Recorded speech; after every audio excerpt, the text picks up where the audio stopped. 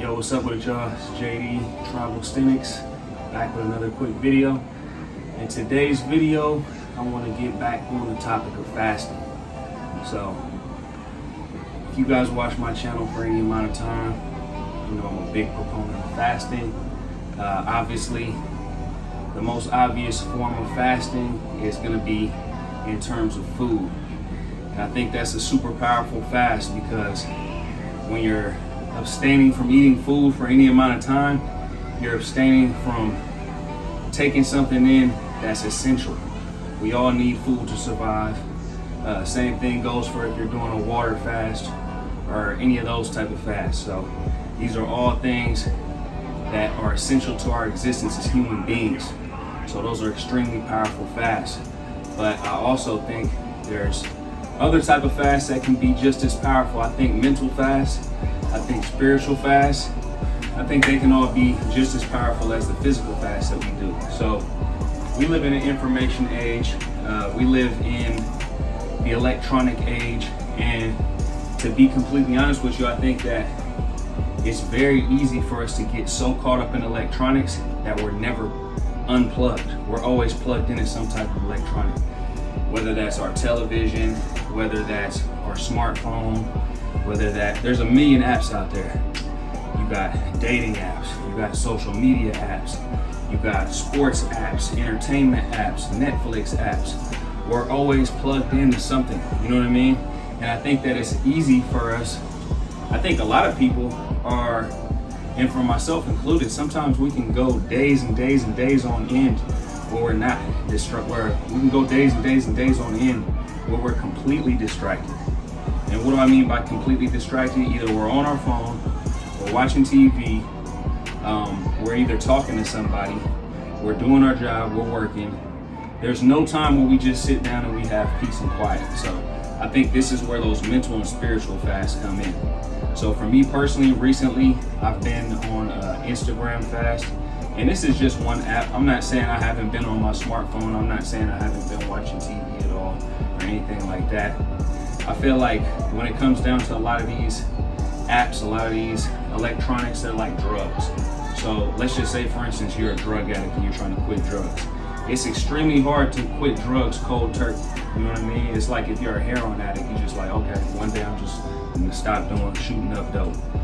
It doesn't necessarily work like that. And I think it's the same thing goes for a lot of these social media apps, a lot of things.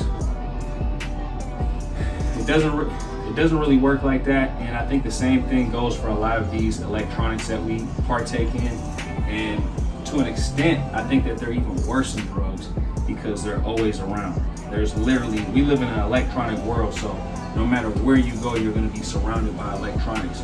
You always have your phone on your hip. Or if you're in a house, you got the phone somewhere else. It could be right around the corner over there, but you still have access to it. You know what I mean? So we need to be conscious about this, and we need to fast from these things from time to time. I'm not gonna say you need to do it, but this is something that I need to do from time to time, and it's something that might be helpful for you. Like I said, I'm on an Instagram fast right now, and honestly, I was talking to one of my homeboys the other day, and I was telling him about how, you know, I don't know if I've told you guys on this channel before, but sometimes I do like a prolonged sugar fast or a processed sugar fast. And basically what I do is I stop eating processed sugar for like a month. I'm actually getting ready to do that in a couple of days to start my month-long processed sugar fast. But the thing about that is that when you're talking about something like processed sugar, I don't eat processed sugar all day long. I don't have processed sugar in front of me all day long. So for me personally, when it comes down to doing one of these processed sugar fasts, it's difficult, but it's not really that difficult. You have to understand, like when I'm eating processed sugar, if I'm eating some donuts or, you know, I go to the store to go get some ice cream or something like that, this is something that literally is like 3 to 5 minutes of my day. It takes me like 3 to 5 minutes to eat some donuts. It takes me like 5 to 10 minutes to finish a bowl of ice cream. But when we're talking about Instagram, man, the main reason why I got off Instagram recently and the main reason why I'm taking a month off from being on there is because number one, it's not very productive for me. I mean, of course, yeah, I post some stuff, and you know, I stay in contact with people, and a lot of people who are subscribed to the YouTube channel, or people who just, you know, follow me on Instagram, hit me up and ask questions sometimes. So it's a good place for me to, you know, engage with people.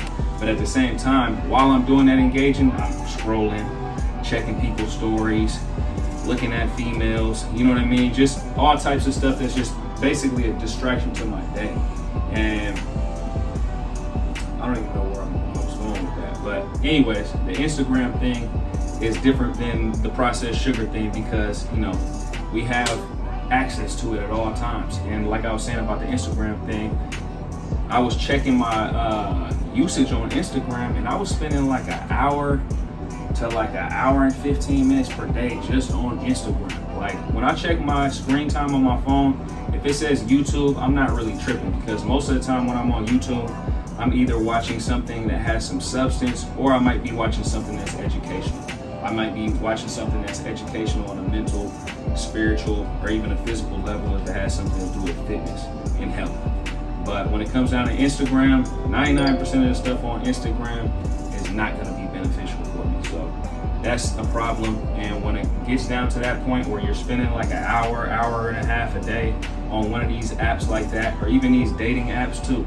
If you want a dating app and you find yourself constantly swiping on it, man, get rid of that shit. To be completely honest with you, you know what I mean? I fuck around on the dating apps a little bit, but at the same time, I try to keep it under control. You know what I mean? Like, I'll probably download it at some point, you know, during the week, get some swipes in, you know what I mean? And then I'll delete the dating app for a while, and then I'll pop back in a couple days or a week and then check and see what's going on the dating app. So I believe like fasting is an important aspect in all areas of life, because what is fasting?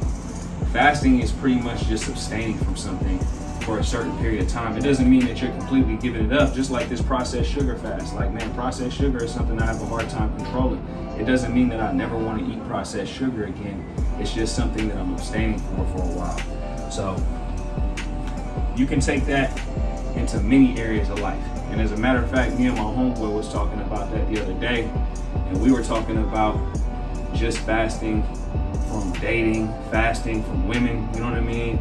Like, man, these are all things that give us pleasure, you know what I mean? And I think it's extremely important to fast from things that give us pleasure, because, you know, when it comes down to pleasure, we have a propensity to overindulge in pleasure a lot of times.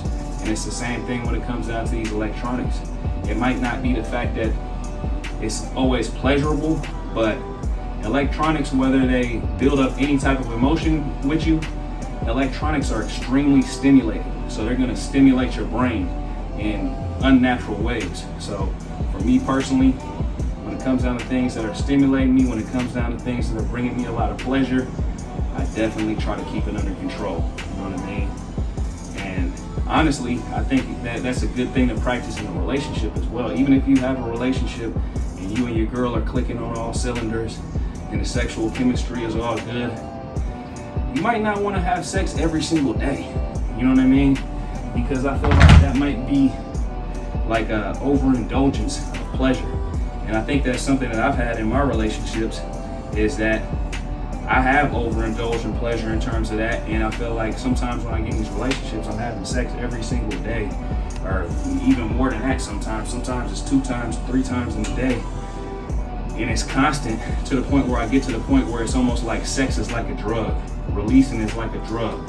So for me personally, everything that gives you stimulation, everything that gives you pleasure, take a break from it, fast from it for a little while, and I think that it'll help you get back on track to the point where you're not as addicted to it. It's the same thing for me with this processed sugar. So when I do my processed sugar fast, I go about a whole month, no processed sugar, and then when I get back into eating processed sugar, I dip in real slow. I might have a donut once a week, and then it might go to me having a donut once a week and then a bowl of ice cream once a week, and then it might, you know, pick up slowly from there. And then once I get to the point where I feel like I'm overindulging a little bit, which I have been a little bit lately, then I'll scale back and be like, well, it's time to go back on that fast. You know what I'm saying? And the last thing I want to chop it up with you guys about in this video, is something that a couple of my subscribers asked me about, and they asked me what's my opinion on Nofap, and which is what the people on YouTube call like not masturbating. So my opinion on Nofap is kind of similar to my opinion on all these things. I believe that, you know, everything is pretty much okay if you do it in moderation, but once things start getting out of control, that's when you start having a problem. And I think masturbation is the same thing. Now, for me, masturbation and porn is something that, hold on, let me turn this.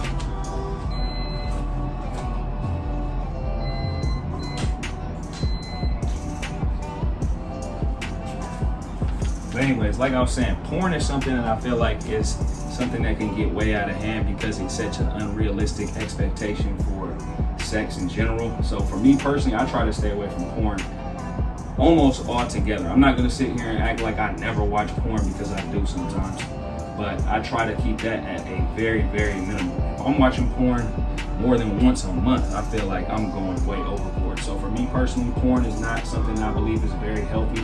I feel like porn is also one of these things, just like social media and television. You can be programmed on social media, you can be programmed from television, and I believe that you can be programmed also with porn. And a lot of the things that you might see on porn are not necessarily maybe healthy in terms of what the acts that people are doing on there. Opposed, you know, there's a lot of, I don't even really want to get into too much detail on it, but I think that might not be, I don't necessarily look at porn and think like that's the way to really connect with your significant other. You know what I mean? And I think we have a whole generation of people, you know, in their early 20s, mid 20s right now, and coming up even behind them, that think that's the way to connect with somebody, and that's healthy, and that's the way that you're supposed to engage in that act. And I think that, you know, honestly, I mess with a lot of girls who's probably in their mid 20s. So for me personally, I enjoy it when it comes down to the actual sexual experience, but on the, you know, the greater scale of things, do I think it's the most healthy thing in the world? Not necessarily. But anyways, guys, that's pretty much what I wanted to speak about in terms of fast, moderation. Fast don't necessarily always have to be a physical thing. Fast can also be a mental thing. Fast can be a spiritual thing. Don't overindulge in anything. My trainer, who, you know, used to train me when I was playing basketball competitively, probably my junior, senior year of high school, freshman, sophomore year of college, he had something that he had shared, and it was basically saying that anything in excess is poison. So pleasure in excess is poison. Stimulation in excess is poison. Food in excess is poison. Even healthy food in excess is poison. All of these things in excess is poison. So let's keep everything under control. Let's try not to get gluttonous. You know, they even speak about that in our religious texts. Gluttony is a sin. So gluttony can be more than just food. It can be sex. It can be Instagram. It can be YouTube content. It can be anything. Gluttony can be anything. You start getting greedy and you start wanting to overindulge in things. So let's keep that indulgence under control. Hope everybody enjoyed the video. If you guys found this type of content enjoyable, educational to an extent, go ahead and subscribe to the channel. If you really found this content good, go ahead and share it with a friend. Hope everybody's having a great day. Oh yeah, one more thing. I always got to throw a plug in there for my online training services. If you guys are interested in getting in the best shape of your life, hit my website up, book a free consultation with me. That's Travelsthenix.com. I'll holler at you guys later. Have a great day. Peace.